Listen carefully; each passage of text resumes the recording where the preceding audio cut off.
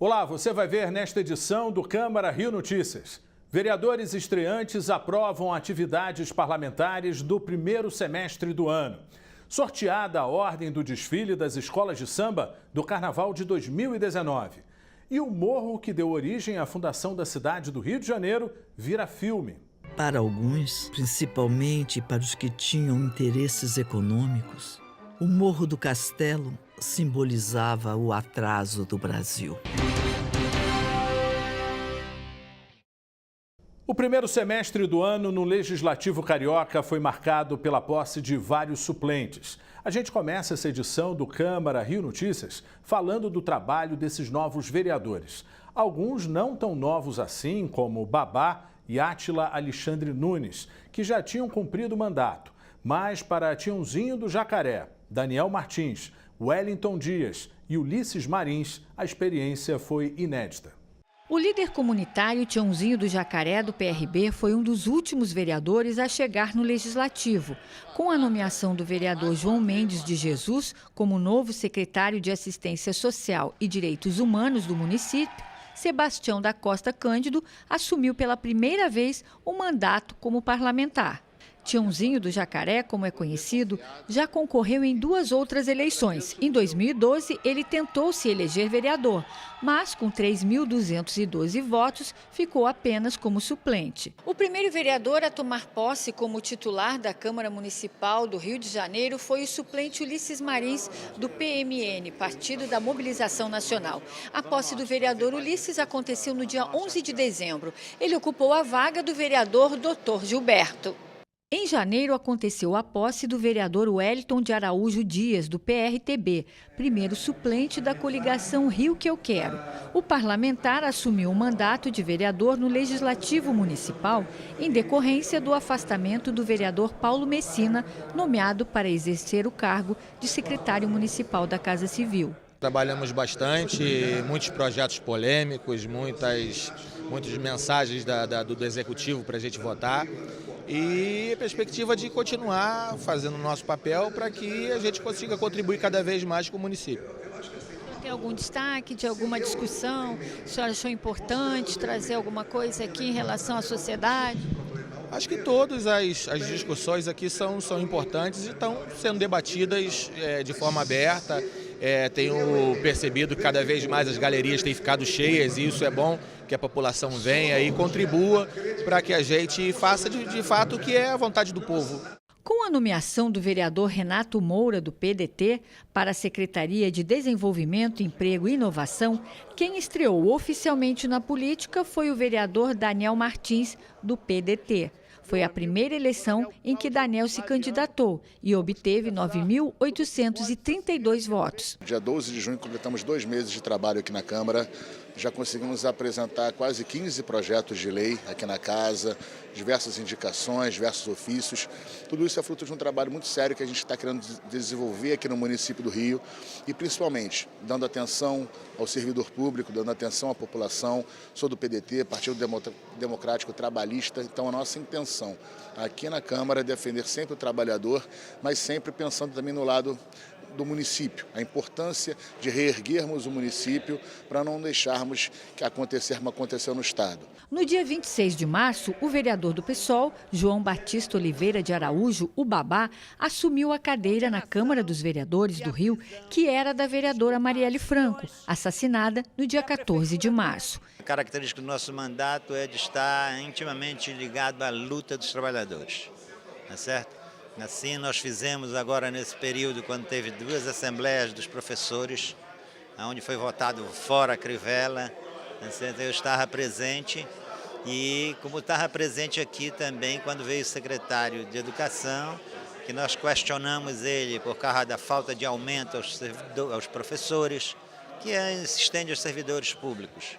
E isso é muito importante para nós termos um mandato que dá continuidade às lutas, brigando internamente e externamente.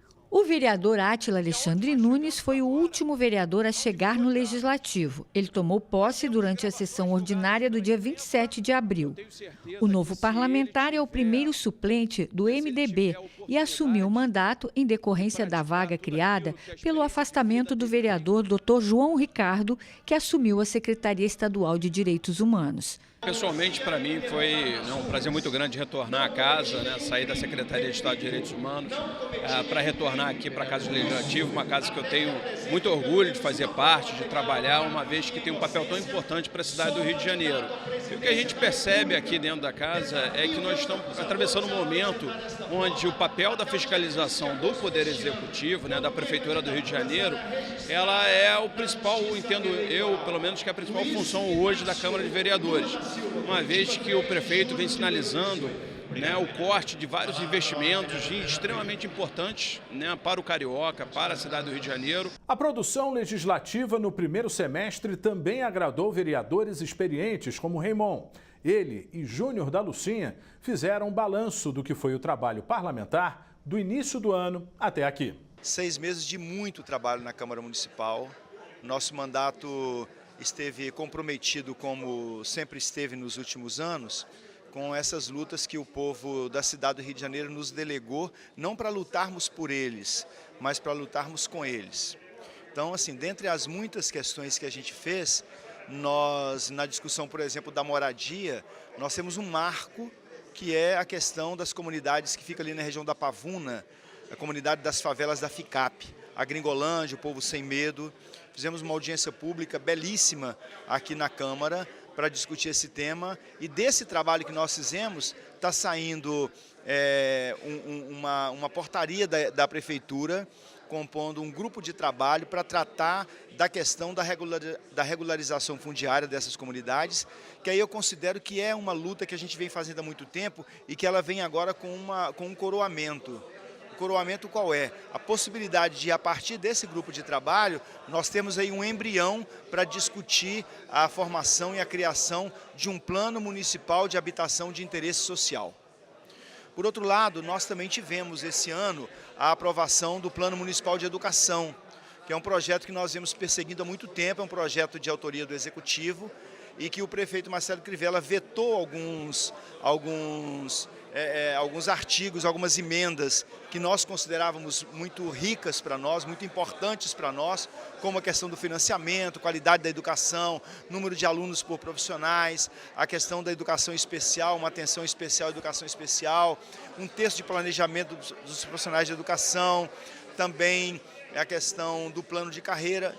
E aí nós conseguimos já, nesse semestre ainda, conseguimos derrubar o veto do prefeito. Então, são lutas que nós fizemos durante esse ano. Acho que foram votados projetos importantes e projetos polêmicos. Tivemos o PL 59, que trata da taxação dos inativos de 11%. Eu, como presidente da Comissão de Administração e Assuntos Ligados ao Servidor, fiz uma audiência pública, várias conversas com sindicatos. Chegamos à conclusão que o projeto não era satisfatório para os servidores, dei meu parecer contrário ao projeto e também votei contra o PL 59, que faz a taxação de 11% dos inativos que superaram o teto constitucional. E agora, para o semestre que vem, a gente cobrar que o governo envie o mais rápido possível o projeto 855, que trata da capitalização do Fundo de Previdência dos Servidores, que é um projeto importantíssimo que vai fazer com que o Fundo de Previdência possa ser capitalizado para dar garantia, mais garantias de como vai ser usado o dinheiro do fundo dos próprios servidores. Vamos fazer uma audiência pública para tratar exclusivamente do 855, foram apresentados por vários servidores da Frente Parlamentar, que também foi feita uma audiência durante 6 horas, também várias emendas ao projeto. Então vamos fazer uma audiência pública e vamos analisar essas emendas para aperfeiçoar o projeto, sempre com a participação dos sindicatos e dos servidores, para que a gente possa ter esse projeto 855 aprovado no segundo semestre o mais rápido possível. A Mocidade Independente de Padre Miguel vai encerrar o desfile das escolas de samba no Carnaval de 2019. O sorteio que definiu a ordem de apresentação das escolas foi feito pela Liga Independente. O desfile do Grupo Especial em 2019 vai reunir 14 escolas, 2 a mais do que este ano. é que, pelo segundo ano consecutivo, nenhuma agremiação foi rebaixada. A Beija-Flor foi a campeã do carnaval deste ano. Vencedoras do Grupo A, Viradouro e Império, retornam ao grupo especial. Confira a ordem do desfile.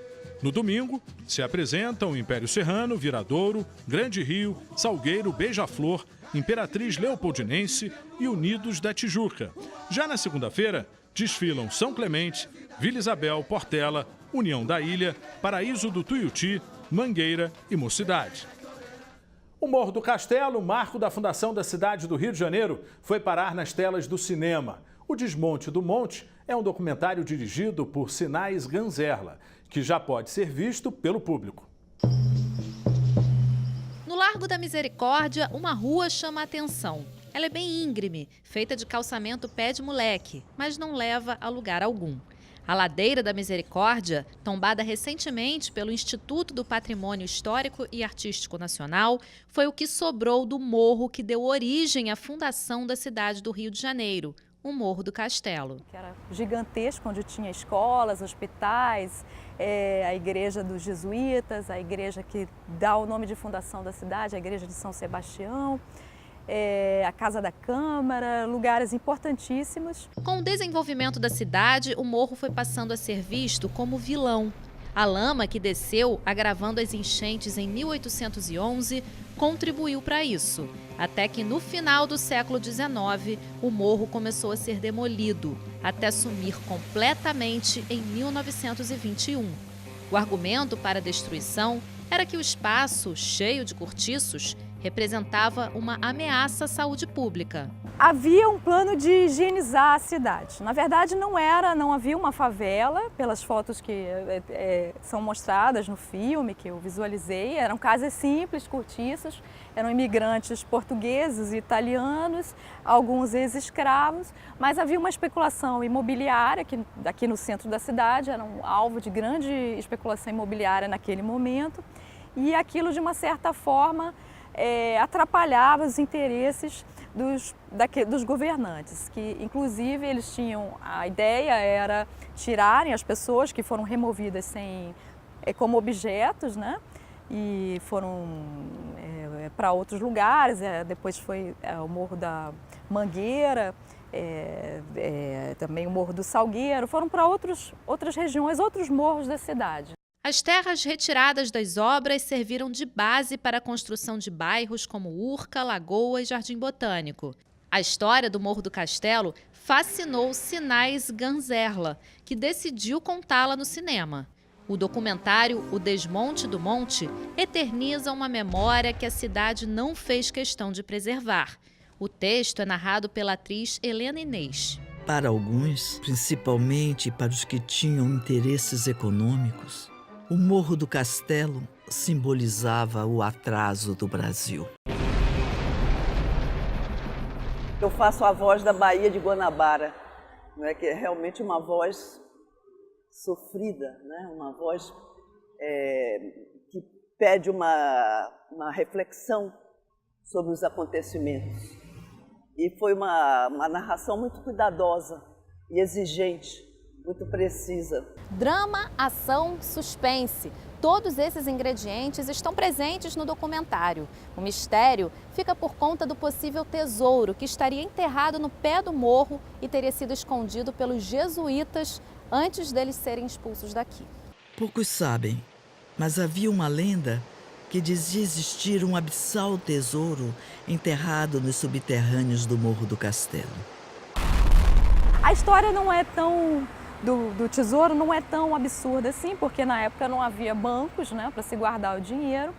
Os jesuítas tinham muito poder financeiro, porque eles estavam ligados à escravidão dos índios, ao processo também escravagista dos negros, com a cana-de-açúcar, e também com o ciclo do ouro e da mineração.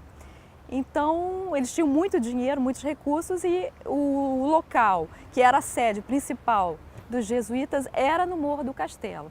E quando o morro foi derrubado, no primeiro desmonte, em 1904, na reforma urbanística de Pereira Passos, foram encontradas as galerias subterrâneas de mais de 1 quilômetro, e nela foram encontrados ossos, objetos de tortura,